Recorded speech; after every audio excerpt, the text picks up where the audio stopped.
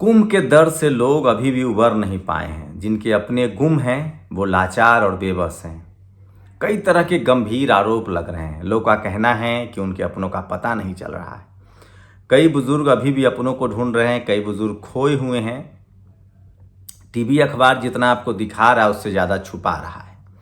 मैं अभी भी कह रहा हूँ, जिस तरह से कुंभ में हुआ है वो सब कुछ झकझोरने के लिए काफ़ी है। हम लोग की तो मजबूरी है कि कुंभ में रिपोर्टिंग नहीं कर सकते हैं। कौन पता कब कौन मारने लगे, कौन पिटाई करने लगे, कौन कौन एंटी नेशनल घोषित कर दे। सोचिए, ये शख्स का नाम है अभिमुक्तेश्वरानंद। ये शख्स इकलौते संत हैं, शंकराचार्य हैं, जो सरकार से सवाल पूछ रहे हैं। सवाल पूछ रहे हैं भगदड़ पर, सवाल पूछ रहे हैं झूठ बोलने पर, सवाल पूछ रहे हैं शवों की संख्या छुपाने पर।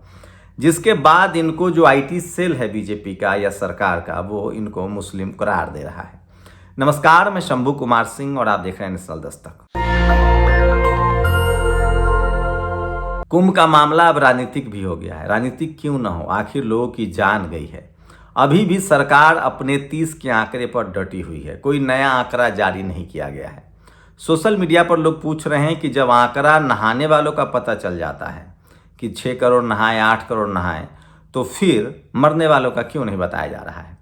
वहीं लगातार सोशल मीडिया पर ऐसी तस्वीरें सामने आ रही हैं जिसमें पीड़ित परिवार, किसी के बाप लापता हैं, किसी के भाई लापता हैं, किसी के माँ लापता हैं, किसी के रिश्तेदार लापता हैं, उनको पता ही नहीं चल रहा है। इसलिए ममता त्रिपाठी ने एक ट्वीट किया, लिखा है कि पहले कुंभ में लोग खो जाते थे तो सालों बाद मिलते थे, अब कुंभ में लोग मर जाएंगे तो कहा जाएगा कि सालों बाद पता चला है।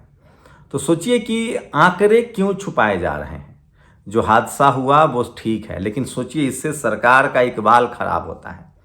क्या इसके बाद कोई भी योगी सरकार पर भरोसा करेगा? जब सोचिए अब तक इनकाउंटर होता था उस पर सवाल उठते थे।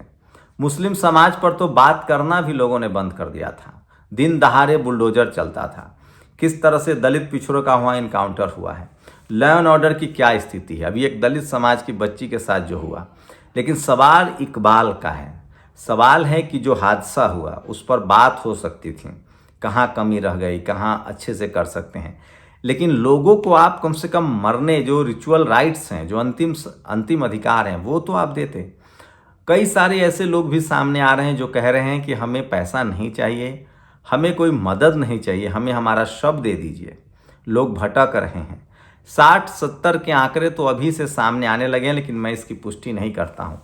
वहीं सोचिए, एक लड़की झूसी भगदड़ की, जिसकी गवाह थी, जिसके वीडियो वायरल होने के बाद पूरे देश में शोक और मातम फैल गया था। कोई योगी आदित्यनाथ से इस्तीफा मांग रहा है क्या? अभी मुक्तेश्वरानंद ने मांगा कि आपने झूठ क्यों बोला। सब लोग कह रहे हैं कि बड़ा आयोजन था, गड़बड़ियाँ हुई, लेकिन सोचिए कोई लाश छुपाता है, कोई मरने की खबर छुपाता है। मरने की खबर कौन छुपाता है? जब कोई अपराध होता है, जब कोई जघन्य हत्या होती है, तब सब छुपाया जाता है। लेकिन सोचिए, एक साधु कह रहा है, धीरेन्द्र शास्त्री नाम का, कि लोगों को मोक्ष मिला है। लोग कह रहे हैं कि उनको भी गंगा में समाधि ले लेनी चाहिए। अभी मुक्तेश्वरानंद जो आरक्षण विरोधी हैं, हम तो कभी उनके समर्थक नहीं, लेकिन वो सरकार से सवाल पूछ रहे हैं तो उनको भी ट्रोल किया जा रहा है। सवाल है कि कुंभ में जो अव्यवस्था हुई है, कुंभ का जो बजट है, मैं फिर कह रहा हूँ, इसका मतलब है कि जो सरकार कर रही है, अब किसी बात पर भरोसा होगा। सरकार सही आरोपी को भी पकड़ लेगी तो लोग भरोसा करेंगे। लोगों को लगेगा कि सब डैमेज कंट्रोल है। तो सोचिए यूपी को किस तरह से पुलिस राज में बदल दिया गया है। कहीं से कोई आवाज़ नहीं उठ रही है, और जो आवाज़ उठ रही है उसको कुचल दिया जा रहा है। और विपक्ष तो इतना डरपोक है जिसका सवाल ही नहीं कर सकते हैं। आज अखिलेश यादव ने मिल्कीपुर में बाईपोल होना है 5 तारीख को। अखिलेश यादव ने कुंभ को लेकर कुछ सवाल मंचों से उठाए हैं, लेकिन सड़कों पर कोई नहीं उतर रहा है। और जो खबर दिखा रहा है, जो बाबा सवाल पूछ रहे हैं, उनको रौंदा जा रहा है। तो कहीं ना कहीं योगी सरकार का इकबाल खराब हुआ है। उनका भरोसा अब लोगों का भरोसा उन पर से उठ गया है। और आगे अभी उनको लंबा शासन करना है। अभी ये सरकार 3/27 तक चलेगी। सवाल है कि कौन भरोसा करेगा, ये सबसे बड़ा सवाल है। और बगैर भरोसे के सरकार आप कुछ भी कर लीजिए, डरा के, धमका के, कुछ भी कर लीजिए, इकबाल जब आपका जाएगा तो जाएगा। कुंभ ने लोगों को झकझोर दिया, और सोचिए उसका असर भी पड़ रहा है। अब लोग जाने वाले अब नहीं जाना चाहते हैं। घाट खाली है, कोई भीड़ नहीं है। तो सोचिए, सवाल है कि जो अव्यवस्था हुई, कुव्यवस्था हुई, उसके जो लोग शिकार हुए हैं उनके सबों को लेकर अभी भी लोग जद्दोजहद में हैं। भास्कर की एक रिपोर्ट थी कि 1500 लोग लापता हैं। अब उस पर लगातार ढकने की कोशिश हो रही है। तो ऐसे ही कुछ और बड़ी खबरें हैं जो सोशल मीडिया पर वायरल है, मैं चाहता हूं कि आपको बताऊं। तो आज अखिलेश यादव ने मिल्की में जो है वो सवाल पूछा और सबसे बड़ी खबर है ये जो मैं आपको बता रहा हूं। पहली बार ऐसा हुआ है कि सनातन परंपरा को तोड़ने की किसी ने काम किया तो इस सरकार ने हाथ से छिपाया इन्होंने। सब मामला है कि आपने छिपाया क्यों है। तो अखिलेश यादव का ये बयान है। इसी बीच सोचिए, सरकार कह रही थी कि वो विश्व गुरु है, अब भारत जो है वो 10 देशों की टॉप लिस्ट में भी नहीं है। अमेरिका, चीन, रूस, इंग्लैंड, जर्मनी, दक्षिण कोरिया, फ्रांस, जापान, सऊदी अरब भी शामिल है, इजराइल भी शामिल है, हम नहीं हैं। इसी बीच बहुजनों के लिए अच्छी खबर है, SC ST OBC के लिए। तेलंगाना ने जाति जनगणना के आंकड़े जारी कर दिए हैं। उसमें के हिसाब से OBC लगभग वहाँ जो है वो 57% है, 56%। SC लगभग 20% है, 17.43 है। ST 10% है और टोटल सवर्ण, मुस्लिम सवर्ण मिला के उनकी संख्या 13% पहुंचती है। तो चलिए 15% मान लें, मतलब 85%। सोचिए, बहुजन नेताओं को अब इस पर राजनीति तेज कर देनी चाहिए। राहुल गांधी ने फिर संसद में कहा कि SC ST OBC 10 रोटी में गुजारा कर रहा है, वो मीडिया जुडिशियरी में नहीं है। और इसी मुद्दे पर राहुल गांधी लगातार सोशल जस्टिस की बात को मजबूत कर रहे हैं। और मैं इसीलिए कह रहा हूं कि सच्चा सोशल मीडिया ही सच्चा मीडिया है। और अखिलेश यादव ने लगातार कुंभ को लेकर ऐलान किया है। SSC GD का रिजल्ट आ गया है। अखिल तिवारी 137 नंबर पर क्वालिफाई, संतोष प्रजापति 139 नंबर पर डिसक्वालीफाई है। तो आज तक इस देश में जाति जनगणना का जो लोग विरोध करते हैं, सोचिए मीडिया, एक वैकेंसी ईमानदारी से नहीं आती है।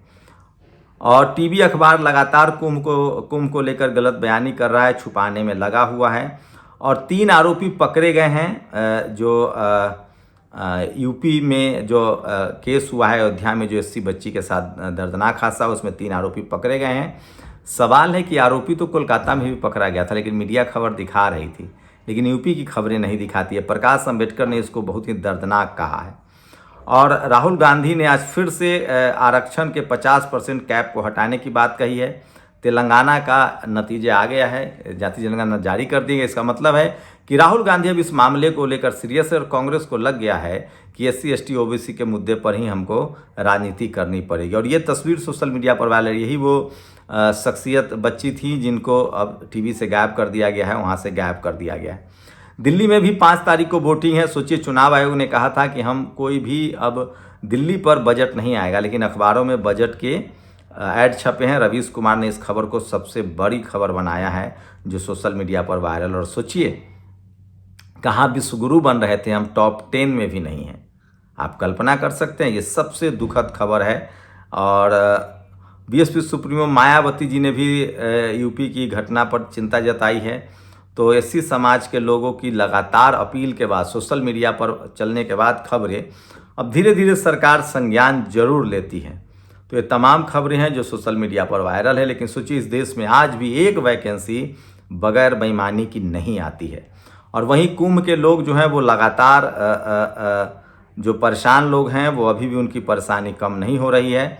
और संसद में आज राहुल गांधी का भाषण फिर से वायरल हो रहा है। तो बहुजन नेताओं की चुप्पी के बीच राहुल गांधी लगातार SC ST OBC के मुद्दे पर बात कर रहे हैं, जाति जनगणना के मुद्दे को उठा रहे हैं। और बहुजन समाज को रिप्रेजेंटेशन देने की लड़ाई कम से कम राहुल गांधी ने तो तेज कर दिया है। और इसका फ़ायदा भी होते मिल रहा है। राहुल गांधी को लग गया है, मुझे नहीं पता SC ST OBC लीडरशिप वाली पार्टियां कब जगेंगी, उनके नेता कब बनेंगे। तो आज की सबसे बड़ी खबर है कि कुंभ के लोग अभी भी लाचार बेबस हैं, जिनके अपने गुम हैं। और तेलंगाना में जाति जनगणना के आंकड़े जारी कर दिए गए हैं, लेकिन अभी भी इस देश की मीडिया, जो सवर्ण समाज का सबसे अभेद किला है, वो जाति जनगणना का विरोध कर रही है। इसको लेकर राहुल गांधी ने आज संसद में बड़ा मुद्दा उठाया है जो सोशल मीडिया पर वायरल है। मैं फिर कह रहा हूँ, सोशल मीडिया नहीं होता तो कहीं से भी आपके पक्ष में कुछ नहीं था, लेकिन सोशल मीडिया ही सच्चा मीडिया है, सोशल मीडिया ही बहुजन मीडिया है। और महाकुंभ में हुई दुर्घटना पर सुप्रीम कोर्ट में सुनवाई के दौरान CGI जस्टिस खन्ना ने कहा, महाकुंभ की घटना दुर्भाग्यपूर्ण और देश चिंता का विषय, यदि याचिकाकर्ता से इलाहाबाद हाईकोर्ट में याचिका लगाने को कहा गया है। तो सोचिए, जो मरने वाले के आंकड़े छुपाए जा रहे हैं उसको लेकर पूरा देश चिंतित है। और सोचिए कि योगी सरकार का इकबाल इससे और ख़राब होता है। तो ये तमाम खबरें थी जो सोशल मीडिया पर वायरल है। और रुपया जो है, सोचिए भारत की इकोनॉमी ख़राब हो रही है, रुपया 87, $1 जो है वो 87 रुपये के पार कर गया है। तो ये तमाम बड़ी खबरें थी जो सोशल मीडिया पर वायरल है। और सोचिए, आप कल्पना कीजिए कि सोशल मीडिया ना होता तो यूपी की खबरें गायब होती, कुंभ की खबरें गायब होती। पता नहीं सोशल मीडिया कब तक चलेगा। शुक्रिया। नेशनल दस्तक की आपसे गुजारिश है कि अगर इसको बचाना चाहते हैं तो नेशनल दस्तक को सब्सक्राइब करने के लिए रेड कलर के सब्सक्राइब बटन को दबाएं, फिर बेल आइकन की घंटी दबाएं।